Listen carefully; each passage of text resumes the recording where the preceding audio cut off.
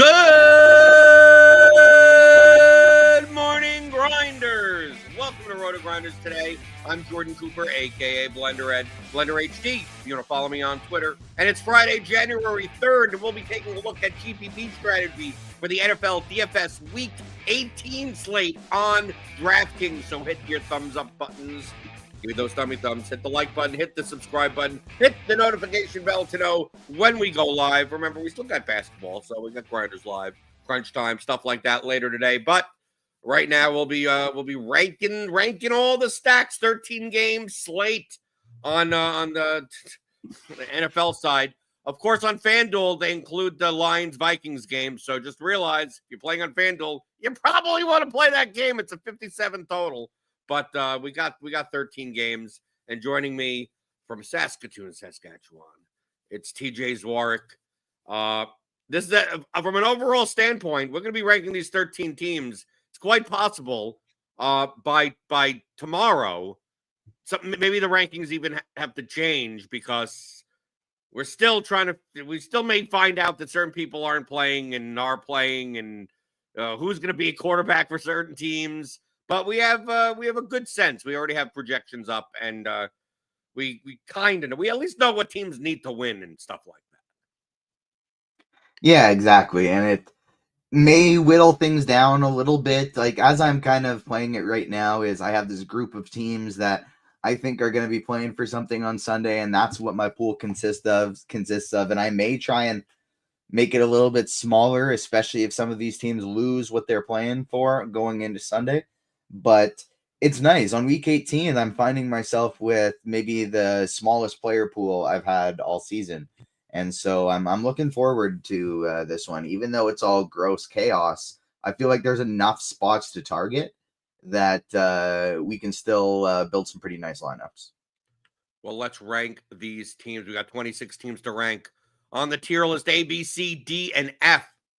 Remember, this is salary adjusted. This is ownership adjusted. We do have ownership projections, initial ones up over here at RotoGrinders. So A, B, C, D, and F. If we think a team is going under-owned, we may bump them up higher in the list. If we think a team is over-owned, like it's too chalky, we bump them down. And obviously, you can play any one-off you want. Remember, these are stacks.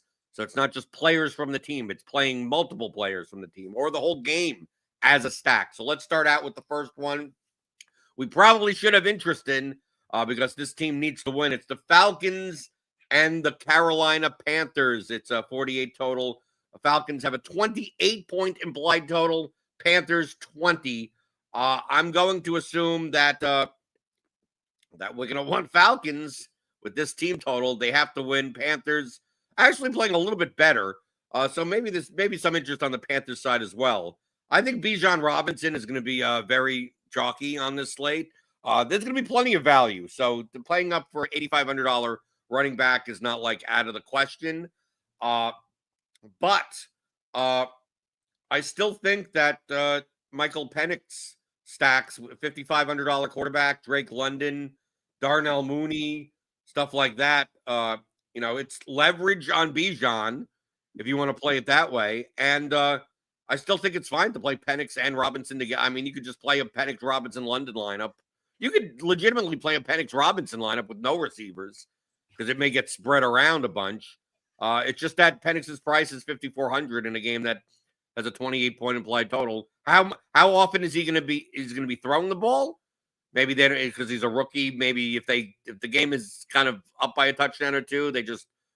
This could be a game, TJ, that Bijan Robinson touches the ball 38 times. 100%. And that's why I don't actually have any interest in the full stack. Penix isn't going to be in my pool this week. I think this is going to be just straight the Bijan Robinson show. If I do want exposure to the passing offense, I'd rather just play Drake London at $6,500. He's getting an insane target share, well over 30% since Michael Penix took over.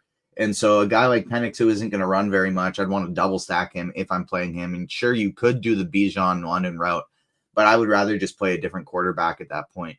And so I'm not getting to any full stacks of them today. I'd have them in like the D tier. But Bijan Robinson is the second best running back play on the slate, I think. And I third on FanDuel, second on DraftKings. And with Drake London, I think, is the only exposure I'd want to that passing game. And then where are we putting the Panthers? So I don't think the Panthers are enough. I mean, the Panthers have a 20-point implied total, which is higher than some favorites this week. Would you be down if Bijan is 35+% owned? A way to play him in a correlated way would be as like the run back in a Bryce Young double stack. Still don't really feel like I need to do it. The way I would want to correlate it is just like Bijan Robinson and Adam Thielen. On a really big, like, there are just too many other teams on this slate that I'm looking at full stack, onslaught stack. The only really guys I'm interested in this game are, like, my favorite way of stacking it up would be just a skinny stack with Bijan and Adam Thielen. But even London, Thielen, something like that, I think is totally okay too. Just those three players, I think, are the only ones I have any interest in. If I were going to do something, going back to the Atlanta one, I kind of skipped over this, but tight end is so horrific this week outside of Trey McBride and Brock Bowers that I think if I were going to do a Penix double stack, it would be with Kyle Pitts and Drake London. Maybe even Bijan there too to make it 3, but I don't, as it stands right now, I don't have Pitts, Penix, Bryce Young, any of these guys in the pool. Just Thielen, London, and Bijan. Okay, next game we got Washington and Dallas. The Commanders 25-point implied team total on the road to Dallas with a 19-point implied team total. This is a game where the Commanders really don't have to do anything. It's still a 25-point implied total. We don't project Jaden Daniels very well. I mean, it's quite possible we find out he's not even going to play. And it's very likely that he plays the first half and then sits. I mean, then we obviously got all of the wide receivers for the Commanders. If this is the type of situation where the Commanders are just half and halving it, like, is anyone viable on the Commanders? With the possibility that some of these guys only play a half, even the cheaper guy, like if I'd rather they just sit everyone. So at least we have like a whole bunch of 3K guys that are going to play the whole game to choose from. I just don't feel like that we're going to get that. And then on the Cowboys side, I don't think I have much interest in Cooper Rush stacks with, Kavontae Turpin or whatever. There's not much ownership in this game. So I'm perfectly fine. If you have some take on this game that is much different than what we expect, I'm willing to bump them up on the tier list because, I don't think many people are going here at all. Yeah, I think this is an A-tier stack. I love Jaden Daniels at 0% ownership, where he's probably, I think, going to play the whole game because they want to win. They're playing, they want to play the Rams in round 1. They don't want to have to go to Philadelphia. And so I think we're going to see them going as hard as they can, trying to win this game. The Packers game is at the exact same time. And as long as the Packers win, they need to win to hold on to their playoff seeding. So I'm all aboard the Commanders train at 0% ownership across the board. Double stack with Jaden Daniels and Olamide Zaccheaus. Triple stack throwing in Zach Ertz. I think this is the highest upside stack on the slate, maybe second to Tampa Bay. And then how about Dallas? F. Yeah. I mean, that's where I would put them also. Yeah. Okay, so you talked about the Packers. That's the next game on the slate. Packers at home against the Bears. 41 total. Packers are a 10-point favorite. 25.5 point implied team total. Chicago with 15.5. Do you feel the same way with Jordan Love, or is this more of a Josh Jacobs type of game? I mean, Jacobs has said, his quote this week is that he doesn't expect to get 30 carries or anything this game. So yeah, I don't know if I'm going to pay 8,100 for Jacobs in that spot. This is a great spot. But of course, Jordan Love double stacks last week didn't work out very well. What do you think about Jordan Love's double stacks this week? Yeah, they just haven't been throwing the ball very much. And when they do, he just doesn't look good. Like the last time Jordan Love went over 20 fantasy points, not even 30, over 20, was against this same Chicago team in November. He hasn't gone over 30 points since the very first game of the season against Minnesota. So I just have no interest in Love just in case. Like, I don't feel like the upside is anywhere near as high for him as it is for Jaden Daniels. If I wanted to take a shot on somebody on this team, it would be Josh Jacobs. But even still, with that comment about the carries and so many other running backs I like on this slate, I don't think I'm going to be getting to a single Green Bay player. Well, especially if Watson is back, that kind of muddies up the wide receivers. I'm not sure why they would. I don't know why they would play Watson, but I mean, he's on track to play. And then Caleb Williams. I mean, 15.5-point implied total. Not necessarily the types of stacks that I look for, but the receivers are cheap, and I mean, they're just going to let. I'm assuming they're just going to let Caleb Williams just go out and just do whatever the hell you want because the game really doesn't matter. And they definitely have weapons that it could be a Jameis Winston-like performance of 3 interceptions and 400 yards passing. Yeah, absolutely. I don't think I'm going to get to any of him, but in theory, I don't mind it. He kind of fits the build of there's 2 types of teams I want to target on this slate. 1, the ones that have something to play for, and 2, the ones that don't, but haven't for the entire second half of the season anyways. Because this game is just like any other game for them, and maybe they're even going to be playing against some backups. So the Bears, I'm not getting to any Caleb Williams stacks right now, but honestly, I might have to reconsider that a little bit. Like, I like the Bears more than the Packers in this spot. Okay, next game, we got the Jaguars at the Colts. Is me inside in the Dome. Colts, 24.25 implied team total. Jaguars, 19.75 implied team total. Currently, in our projections, we have Joe Flacco in. DJ, do we have any reasonable confirmation on Richardson's status? I know he wasn't in practice yesterday. Yeah, he's still going to be out. Oh, he's still going to be out? Okay. So we don't have to. They've already talked about, like, hey, don't worry. Next season, Anthony Richardson's still going to be our starting quarterback. Oh, okay. Okay, beautiful. So we don't have to worry about that because obviously this quarterback situation is probably the most conditional one that we have in the entire league, where if Anthony Richardson plays, you basically don't want to play any of the Colts players, and when Joe Flacco plays, you want to play all of the Colts players. Jonathan Taylor, you can have money to spend. I mean, you could spend $8,200 on a running back on this slate. I'm not sure if you're going to jam in Bijan and Taylor together, but the Colts are 5-point favorite. They really have nothing to play for. So I'm not necessarily convinced that, it's going to be the Jonathan Taylor show. But Pittman, Downs, these guys are pretty cheap. Joe Flacco doubles seemed always in play when you could get the whole stack for just under $16,000 for 3 players.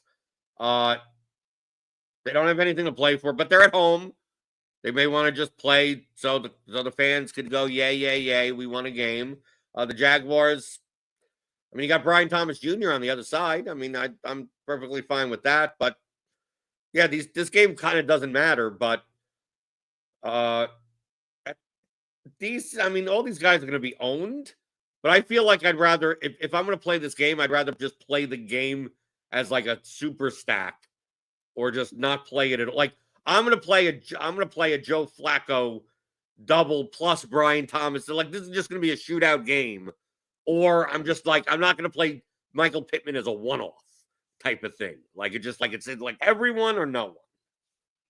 Yeah, that's the exact same page as I am. Flacco stacks with Brian Thomas Jr. are going to be one of my favorites on the slate. I don't even think it's absolutely ridiculous. Like, on a Week 18 slate like this, where we don't really know what's going to happen for any of these teams, I love the idea of onslaught stacking and just loading up on a game, and you hope it goes 40 to 35. And this is one of those ones that I want to do it for, because neither of these teams have anything to play for, but they haven't for a while now. And Brian Thomas Jr. is just the entire offense for the Colts. I love the Flacco double stacks, but like, I don't even think it's super crazy if you want to play Pierce, Pittman, and Downs together with Flacco and then run it back with Brian Thomas Jr. Like, do the triple stack, and if Flacco throws 4 touchdowns, 1 to each of them, and he throws for 400 yards with these guys just all crushing. That's how you win a GPP. I don't think I'm going to touch the Tank Bigsby ATN stuff on the other side. I see we have a question about that in chat. There's just so many cheap running backs if you want to take a shot on a cheap running back, and we don't know which one of them it's going to be. So I don't think I'm going to take that shot. But Brian Thomas, even PJ Washington on the Jacksonville side, I would maybe bump Jacksonville up to a B tier stack. I really, really like them this week. Mac Jones, PJ Washington, Brian Thomas Jr. I wish we still had Brenton Strange in there. It was especially on a week that there's no tight ends, but he's just gotten absolutely kicked to the curb ever since he fumbled. And so probably just the Jones Washington double stack for me. But I even think in that scenario where you're playing a Mac Jones team, you can still do 2 of the Indy receivers. I would also be fine doing a Flacco, Taylor, Pittman down. I mean, you could play all. I mean, you could play Taylor in the stack. I mean, he'll catch the ball. You can play Taylor in the stack. I think I'd rather do it with the Mac Jones side and use him as a run back. But the one thing that I'm hesitant with on Taylor this week, and this absolutely could change, it's a 4% difference. It's not like it's a big deal, but my brain can't play Jonathan Taylor when Bucky Irving is lower owned. Like if Bucky Irving is projecting for lower owned, that's just like, I don't think that's gonna end up happening though. Yeah, like if that, hopefully that adjusts so that I can look at Jonathan Taylor as Jonathan Taylor is more reasonable of an option. But like the Bucky Irving coming in at lower ownership right now, like that's the smash of smashes for me. Next game we got Buffalo at New England. Buffalo who have nothing to play for because they're locked in. 20-point implied team total. The Patriots with a 17.5-point implied team total. Josh Allen will probably come in and play a series. He may just come in and play a snap. It's probably going to be most Trubisky at quarterback for most of the game. Nothing really as much changed for the Patriots. I mean, the Bills are going to be sitting a whole bunch of people. So, you get a little bit more Ray Davis, a little bit more Ty Johnson. They obviously have 74 receivers. Keon Coleman will probably play a decent amount of the game, but this is a game where the Patriots want to lose. Truthfully, they prefer to lose. I don't see myself playing anyone in this game. Even as one-offs, I'm not even sure about some of these people, let alone like figuring out the right stuff. Like, I don't even consider playing a Drake May stack. And the Bills stack with Mitch Trubisky just seems like, why? Yeah, F tier for the Bills, E tier or D tier for, I guess there is no E, D tier for the Patriots, just because I don't think you're crazy to do it. Like a Drake May stack in 150 lineups is viable, but full on F for the Bills.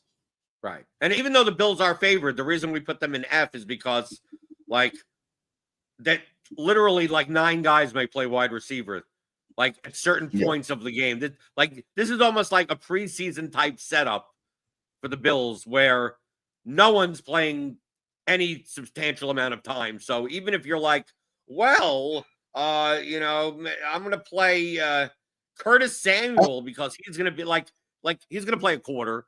But no one's. And Mitch Trubisky is not even like he's 4K. He's 5,500. Right. Okay, next game. This is a similar situation. We got the Giants at the Eagles. The Eagles are a 3-point favorite, 20.25 implied team total. The Giants, 17.25 implied team total. Probably. Do we have word yet on the quarterback situation? And what the Eagles are going to do? We know that they're going to be just sitting people. Barkley isn't going to play.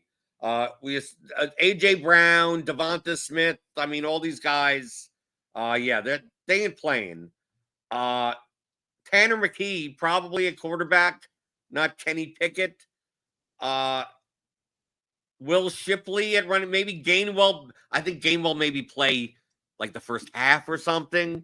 I think Gainwell is gonna maybe a quarter kind of thing. I'm on the I should have mentioned this for Buffalo as well. I think Ray Davis is very viable on this slate as a cheap running back. And I think that's the case for Will Shipley as well. Specifically on FanDuel, there's a lot of stuff you can do. Pardon me, I just gotta pick up my dog here as he's asking for some attention. There's a lot of stuff you can do with Will Shipley, especially on FanDuel, because he's $4,100 there. How often can you get a $4,100 running back who's probably going to get the majority of snaps? I think Gainwell is too involved in this offense for them to give heavy usage. I think they want to keep him healthy for playoffs. They like to utilize him in those 2-minute drills, some third downs, give Saquon Barkley a breather. So I think it's going to be a Will Shipley day if you're going to play anyone. But the stack, that's an F. Yeah, so we're putting the Eagles as an F, if I can find the Eagles.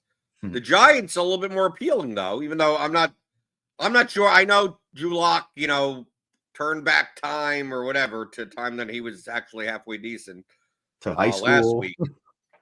I don't mind. The thing is that I don't mind a Malik Neighbors one-off. I don't mind a Tyrone Tracy one-off. I don't mind the young guys on this team.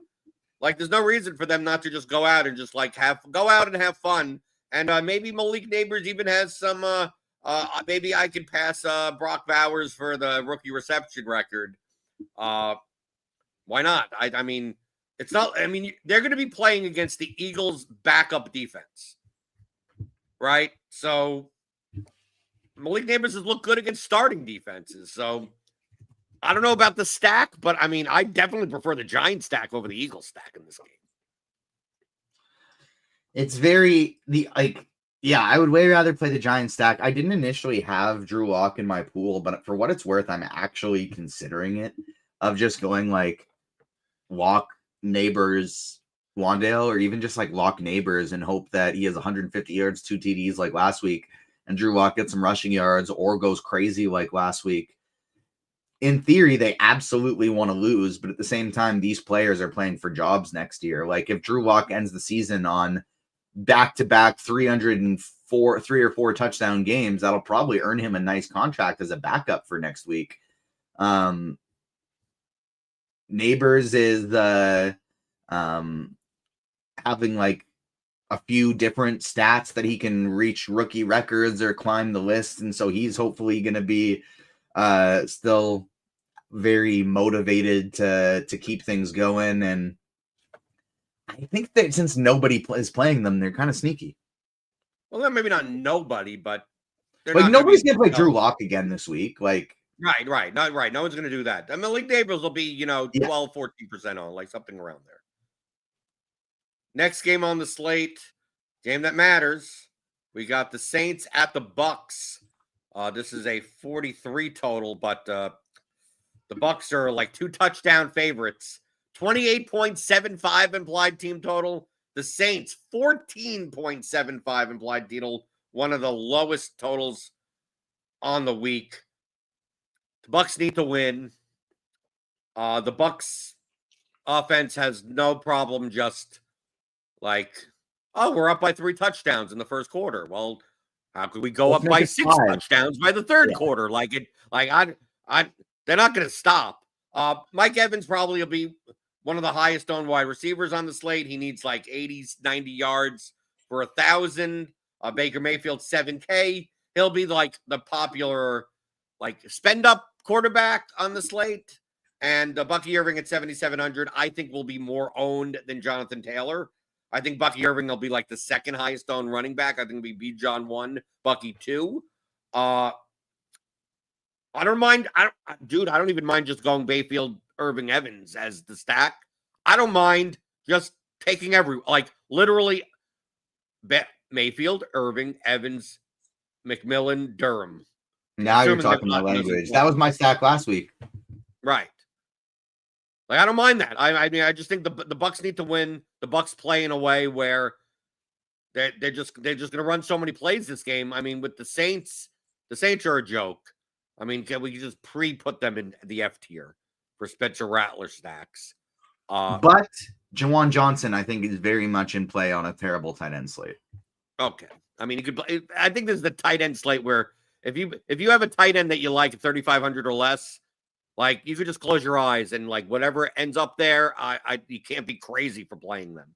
Yeah. But are we both on the same page with the Bucs? The Bucs, they're going to be owned, but it's quite possible they're just not owned enough. I think the Bucs are an A tier team Because people will just find reasons to not play the Buccaneers.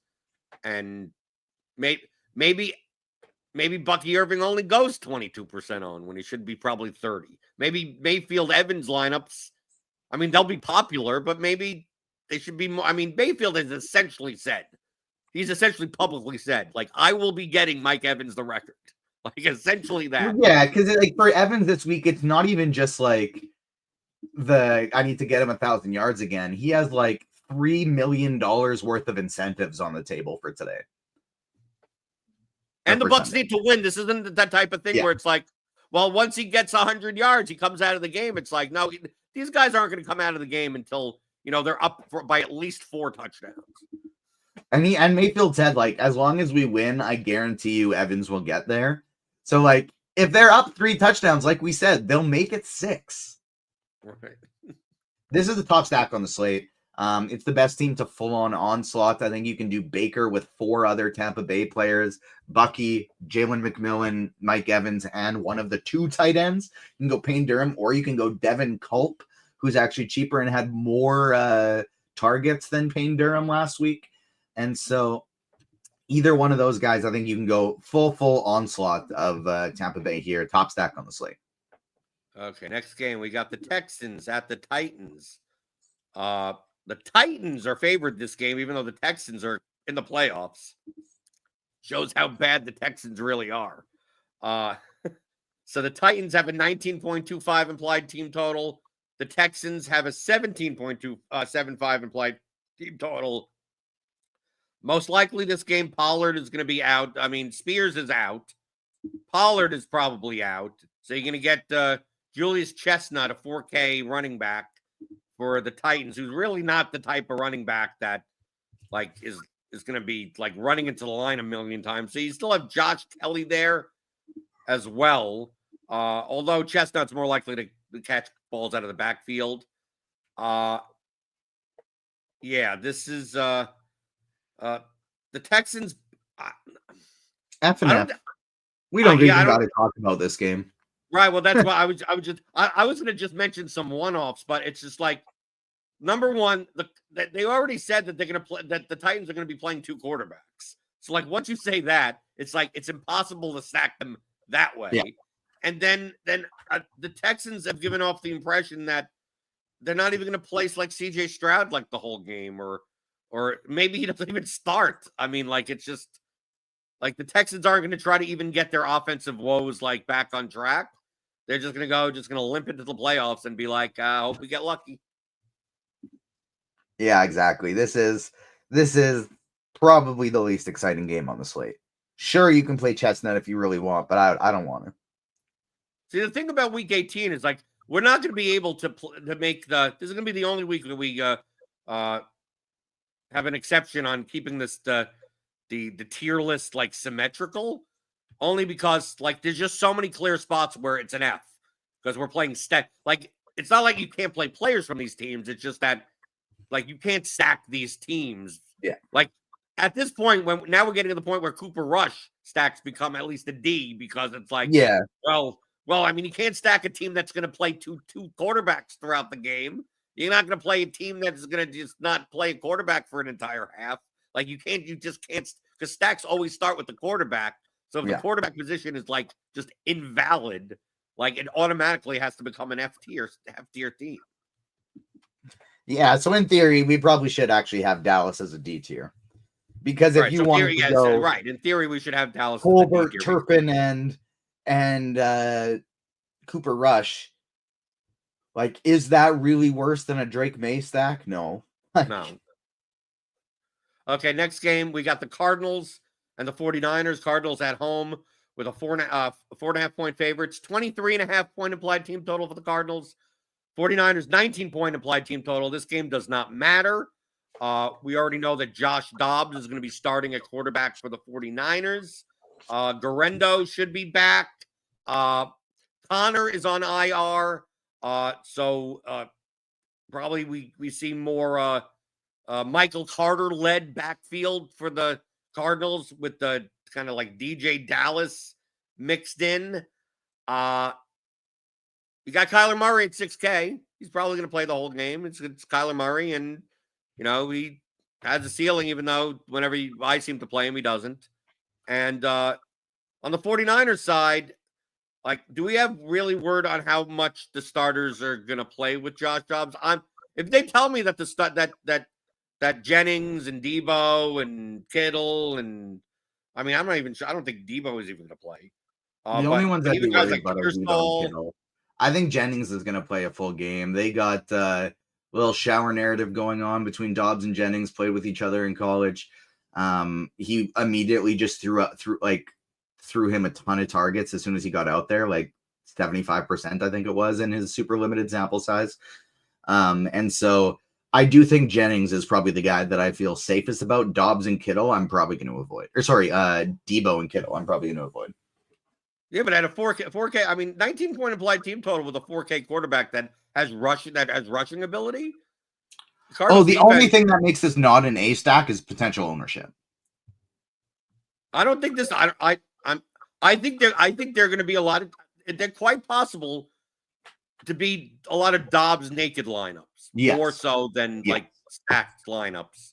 So I don't put them in the A tier, but I put them in B tier. The 49ers are.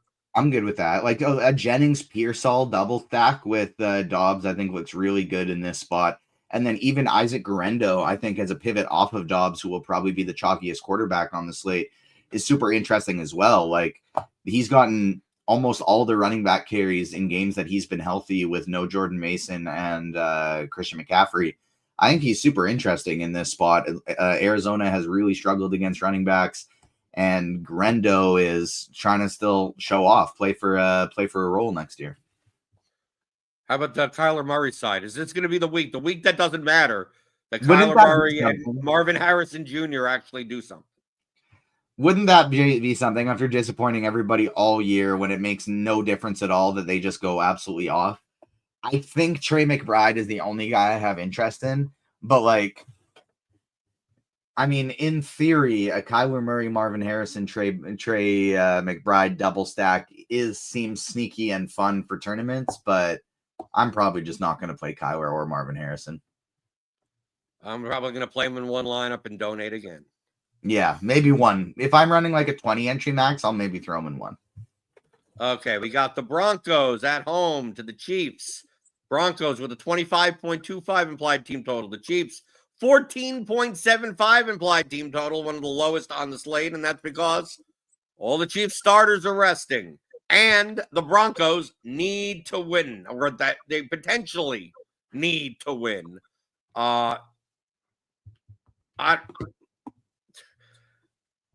To me, the stack is Nick Sutton, and you're done if you play him. And then on the Chiefs side, good luck. Have fun. Feel free to play Carson Wentz $5,600 stacks with 5 different potential receivers against the Broncos defense in Denver. Should I just easily put the Chiefs in the F tier? Chiefs are clear F tier. Pending the Broncos still need to win, I think they're an A tier stack against just a team of a ton of backups. Cortland Sutton, and you can throw in Vele, you can throw in Mims. You don't have to. You can just do Nixon Sutton. But I think as long as they have to win, they're one of the top stacks on the slate going up against just a full defense full of backups. This defense is already so much worse without Chris Jones. And so if he's out of there, if they're more out of the resting as well, we just load up this Denver side of things, pending that they still have to win. On the Kansas City side, I think the only players you can consider would be Carson Steele or Peyton Hendershot, backups that are probably going to play most of the game. But I probably just fade the whole Kansas City side. And again, it's as long as the Bengals win on Saturday and the Broncos have to win their game, then Nix to Sutton. And I think throwing in, you can throw in Mims or Vele to make it a double stack too, is one of the top options on the slate. Next game, we got the Seahawks at the Rams. Seahawks with a 22.75 implied team total. The Rams, 16.25 implied team total at home, and that's because the Rams are sitting everyone. This game is pointless. It does nothing. No one has anything to play for. we still have the Seahawks playing their starters, although I'm not sure why DK Metcalf has to play in this game.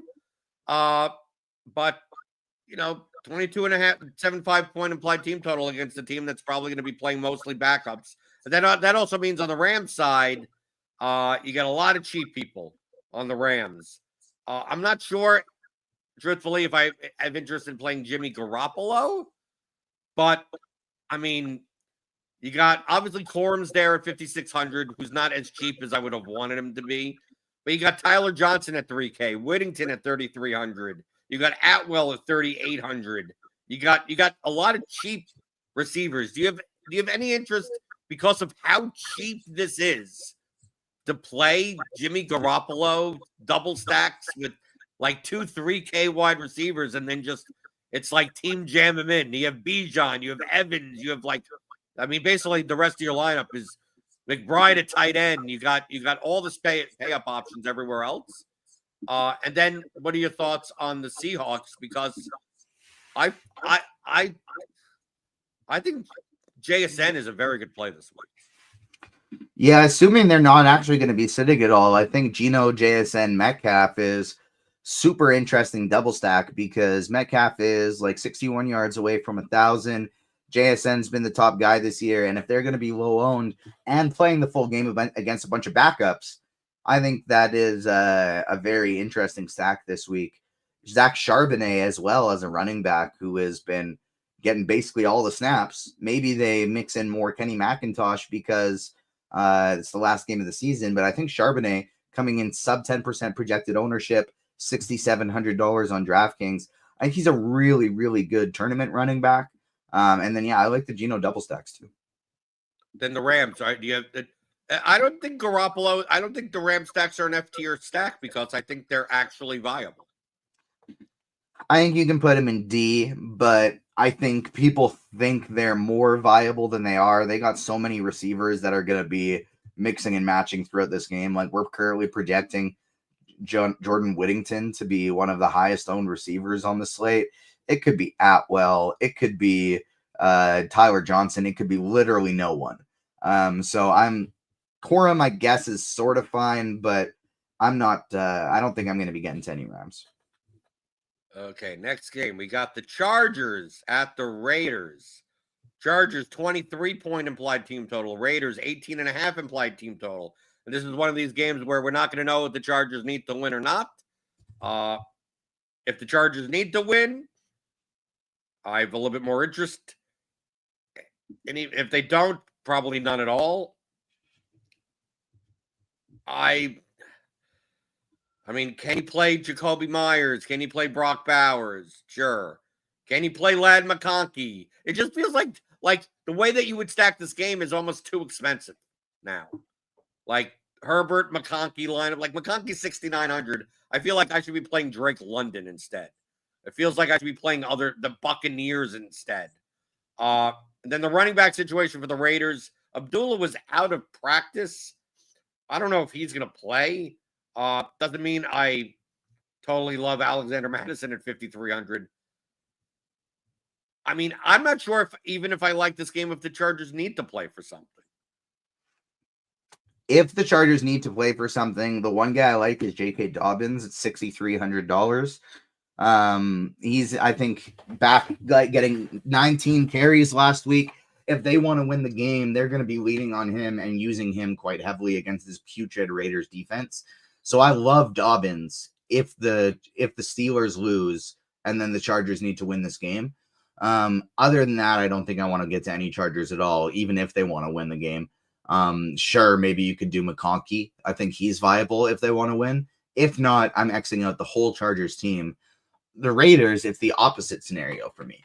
If the Chargers want to win, Brock Bowers is the only Raider I would consider.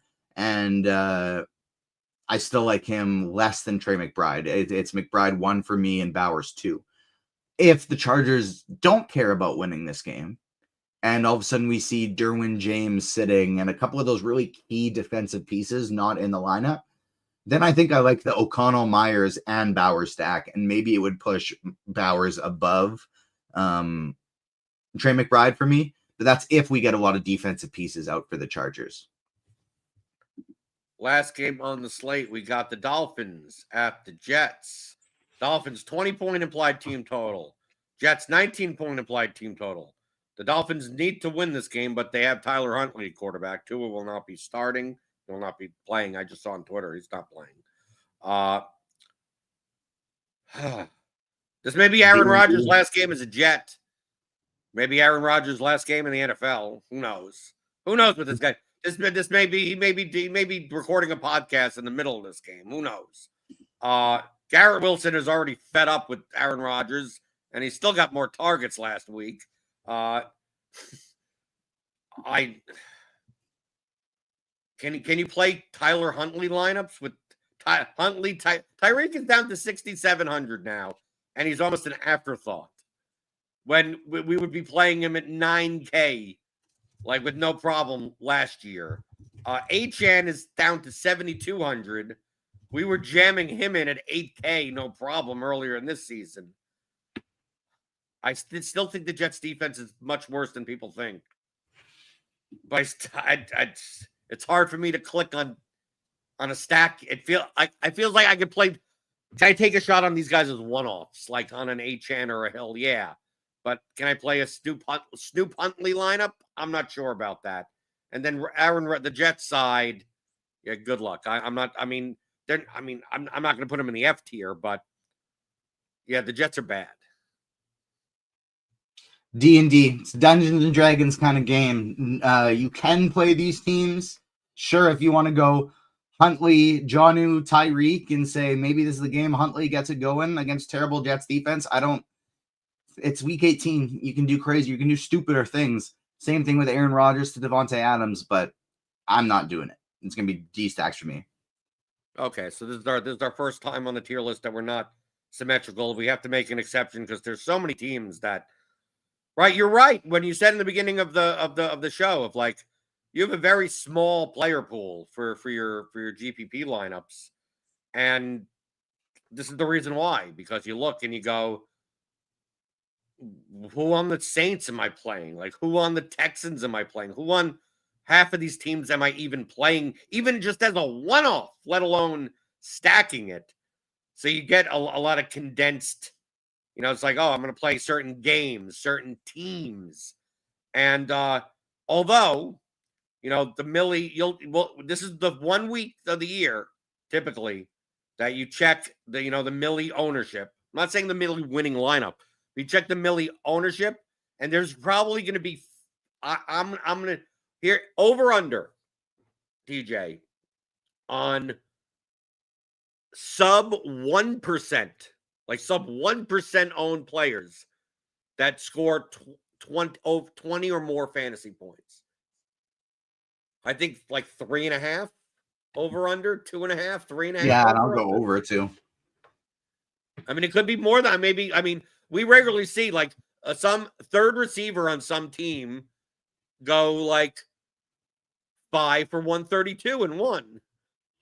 Like just out of nowhere, catches a big 87-yard touchdown, and there you go. And he's 0.1% owned.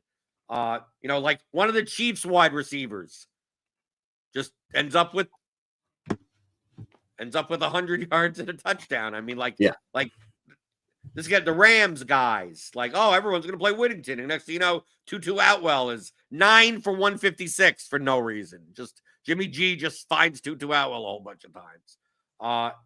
So if you have a strong take on some of these situations that you think more than the field, you got your hand in the dirt, you're following the practices, you think you know what's going to happen. Week 18 is the week to take the shot. And the shot that you're taking, it seems like, is that that you think the Commanders are just gonna play the starters the whole game, and like everyone's just scared of playing that spot because we're not sure. Yeah, that's 100% it. Like Terry McLaurin's the cheapest we've seen him in the last few weeks. Olamide Zaccheaus, I don't know if I buy wide receiver 2, wide receiver 1, Olamide Zaccheaus getting 8 and 10 targets in his last 2 games. But if nobody's playing him, absolutely I will. And my take, and I said it on Wednesday, only because I'm used to these types of situations in soccer, where we have plenty of games where no one has anything to play for. Offensive players tend to have more incentive than defensive players because it happens in soccer. We always talk about the last game of the season. There's 10 games and 8 games have nothing. There's no reason. 8 games don't matter. And we see it be the highest scoring week of the entire year, year after year after year. Not necessarily because a team that needed to win, right, to avoid relegation or to get in a Champions League spot, and they go out and score 7 goals. It's these games where it's like 2 halfway decent teams. And the defensive players that are already like thinking about their summer vacation. And the offensive players are like, well, if I score 1 goal, I get an extra $100,000 contract bonus or some. Like the offensive players have more bonuses than the defensive players. So a lot of times you get a backup center back and stuff like that. So sometimes these mid-table games is like it's 7-4 for no reason. Just no reason. It's just like no one's playing defense and the game's wide open. So I think that the spots for that are like Indy, Jacksonville, like the spots where like both teams have literally no reason to play, but it could end up being a shootout. I think San Francisco, Arizona could be that, and I think Seattle, Rams could be that. Do you see any other like? I mean, those would kind of be, other than obviously the spots that like Falcons, Panthers, but the Falcons, I mean, obviously need to win. I mean, I'm talking about the games where both teams have nothing to play for. Yeah, 100%. I think Colts and Jaguars would be my favorite spot for that. Rams, I think less so, but I do see the viability of it, of trying Jimmy G and this 3K receiver so you can pay up for Bijan and Bucky Irving, etc. Seahawks, I'm going to be trying that as well. So yeah, same page for me there. Aiden O'Connell would be maybe the other one that would be worthwhile. I think the Raiders are a C tier team the more I think about it. Okay, we'll bump them up to the C tier. Okay, there we go. So there's our final tier list for week 18. And obviously throughout the playoffs, I will be here. We will be doing same type of stuff. Doing the preview, doing the props and pick them, doing the GPP strategy for all the playoff weeks as well. But TJ, I don't know how much time we have, but you feel free to list off all the 74 shows that you're going to be on over the next 3 days. Well, I'll be recording the Blitz in about 13 minutes, and then I'll be hosting Grinders Live today. But to make it a little bit easier, I will be on either behind the scenes or on camera every single RotoGrinders show until Wednesday, January 8th. That's my next day off. And not even just next day off, so next show off. I'll be on every single show between now and and January 8th because I'm covering Steve today after this Monday and Tuesday, and then I'm also covering Dean for the rest of the week. Okay, no, you got a busy week, so hit that thumbs up button on your way out the door. Give me those dummy thumbs. Hit the like button, hit the subscribe button, hit the notification bell to know when we go live. I'll be back next week talking about the first round of the playoffs in NFL and also obviously NBA. We got NHL. We got tons of other stuff going on because I'm here for you on weekdays, 11 o'clock Eastern, talking about all things you're thinking about in daily fantasy, props, and pick 'em on RotoGrinders Today.